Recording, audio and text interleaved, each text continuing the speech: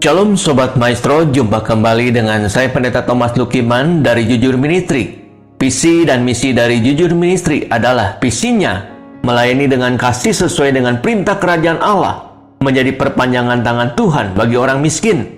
Misinya membantu mensejahterakan masyarakat yang miskin, membangkitkan empati bagi orang tua dan anak-anak muda yang memiliki gaya hidup berbagi dan memiliki hati yang berkemurahan.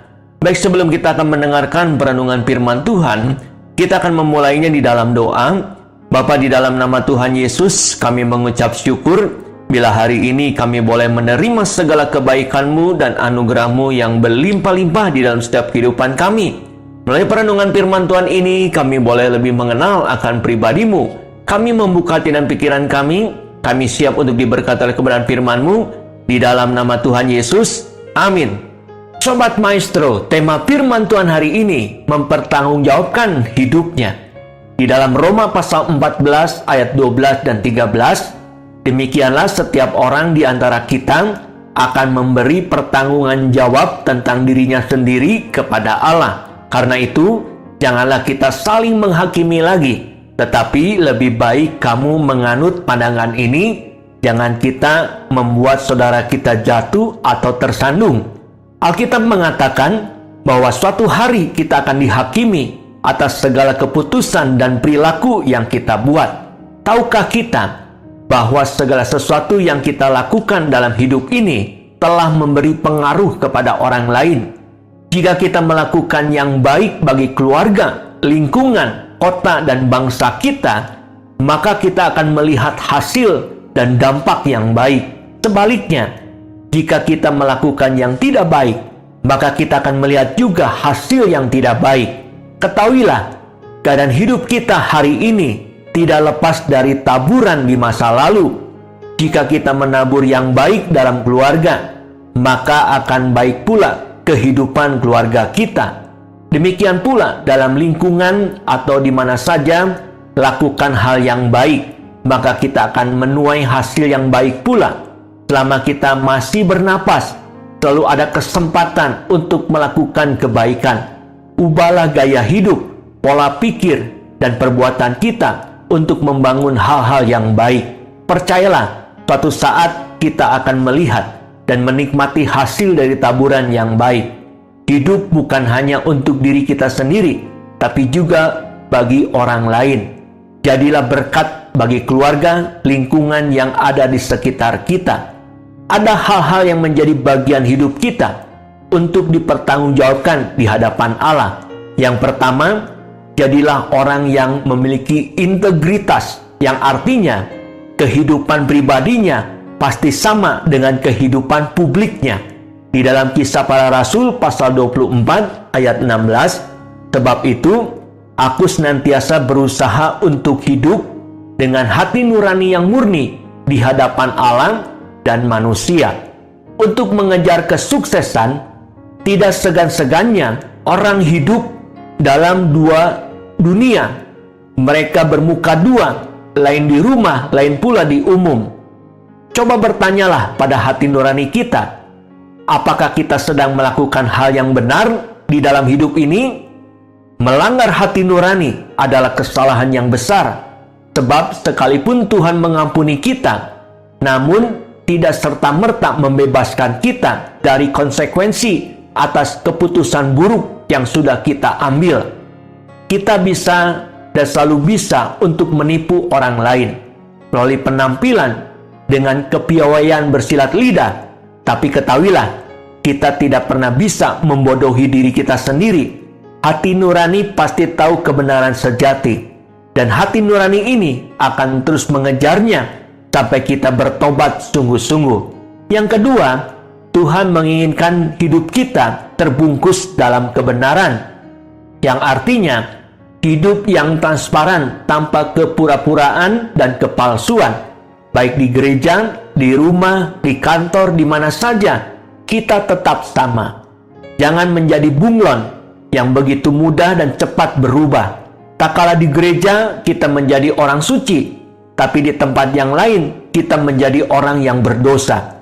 Orang yang demikian pasti hidupnya penuh dengan sandiwara, Di dalam 2 Korintus pasal 3 ayat 2 dan 3, kamu adalah surat pujian kami yang tertulis dalam hati kami dan yang dikenal dan yang dapat dibaca oleh semua orang, karena telah ternyata bahwa kamu adalah surat Kristus yang ditulis oleh pelayanan kami, ditulis bukan dengan tinta, tetapi dengan roh dari Allah yang hidup, bukan pada loloh batu, melainkan pada loh daging, yaitu di dalam hati manusia.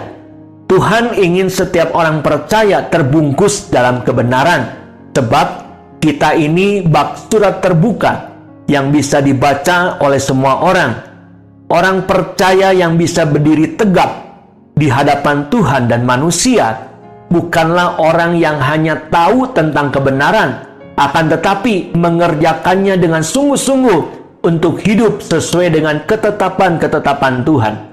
Jangan hidup seperti orang yang munafik, luarnya bersih dan mengagumkan, namun dalamnya bobrok dan kotor.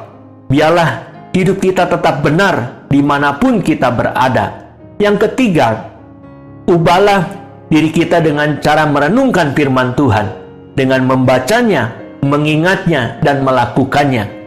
Di dalam Yakobus pasal pertama ayat 23 dan 24, sebab jika seorang hanya mendengar firman saja dan tidak melakukannya, ia adalah seumpama seorang yang sedang mengamat-ngamati mukanya yang sebenarnya di depan cermin. Baru saja ia memandang dirinya, ia sudah pergi, atau ia segera lupa bagaimana rupanya. Kapan terakhir kali kita bercermin? Kebanyakan dari kita pasti bercermin dalam sehari lebih dari 1 kali. Mengapa kita bercermin? Pasti kita ingin mengevaluasi diri, lalu memperbaiki apa yang kita lihat, yaitu yang kurang baik. Orang yang hanya melirik cepat kepada cermin, kemudian langsung pergi, pasti akan segera lupa dengan detail yang baru saja dilihatnya. Cermin kehidupan yang terbaik dalam hidup kita adalah firman Tuhan. Membaca, merenungkan, dan melakukan firman Tuhan dalam keseharian akan mengubah hidup kita secara tubuh, jiwa, dan roh semakin hari semakin baik. Hanya orang yang serius bercermin kepada kebenaran firman Tuhan yang hidupnya diperbaharui. Bercerminlah pada firman Tuhan agar kita bisa memperbaiki dan menata jalan hidup kita setiap hari sesuai dengan kebenarannya. Sobat Maestro, demikianlah perenungan firman Tuhan hari ini. Dan saya akan akhiri perenungan firman Tuhan hari ini di dalam doa. Bapa, terima kasih bila hari ini kami boleh mendengarkan kebenaran firman Tuhan yang menuntun hidup kami saat menghadapi dan menjalani realitas kehidupan ini. Hari ini kami telah belajar bagaimana mempertanggungjawabkan hidup kami sendiri di hadapan Allah. Jadikanlah kami menjadi orang yang memiliki integritas. Kehidupan pribadi kami pasti sama dengan kehidupan publik kami. Hidup kami yang transparan tanpa kepura-puraan dan kepalsuan, baik di dalam gereja, baik di rumah, di kantor, dan di mana saja kami berada, kami tetap sama. Kami rindu hidup kami terbungkus dalam kebenaran firman Tuhan, dan ubahkan diri kami oleh kebenaran firman-Mu ya Tuhan. Materaikan firman-Mu dalam setiap kehidupan kami, agar kami menjadi pelaku-pelaku firman Tuhan yang hidup. Di dalam nama Tuhan Yesus kami berdoa dan ucap syukur. Amin. Saya Pendeta Thomas Lukiman mengucapkan terima kasih, dan Tuhan Yesus memberkati kita semua. Shalom.